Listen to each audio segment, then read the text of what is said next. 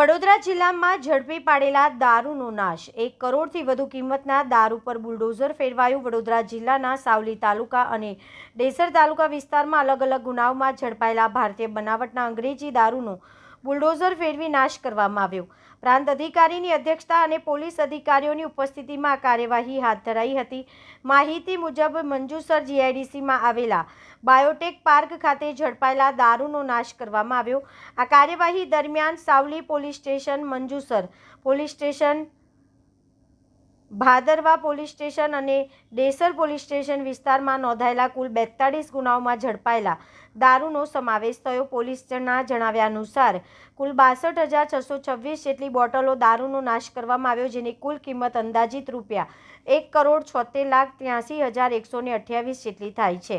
આ કાર્યવાહી દરમિયાન વડોદરા ગ્રામ્ય પોલીસના નાયબ પોલીસ અધિક્ષક, નશાબંધી વિભાગના અધિકારીઓ તેમજ ચારેય પોલીસ મથકના અધિકારીઓ ઉપસ્થિત રહ્યા।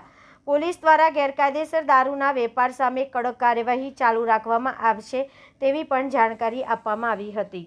આજરોજ વડોદરા ગ્રામ્ય ડિવિઝન હેઠળ Savli police station, Manjusar police station, ભાદરવા પોલીસ સ્ટેશન તથા ડેસર પોલીસ સ્ટેશન, 4 પોલીસ સ્ટેશનના ટોટલ 42 ગુનાના કુલ દારૂના નંગ 62,626 જેની કુલ કિંમત છે 1,76,83,128 જે દારૂને આજે માનનીય જે એસડીએમ સાવલી સાહેબની અધ્યક્ષ સ્થાને અને નશાબંધીના અધિકારીની હાજરીમાં તથા સંલગ્ન પોલીસ સ્ટેશનના થાણા અધિકારીઓની હાજરીમાં આજે જે એસઓપી પ્રમાણે દારૂનાશ કરવામાં આવેલ છે।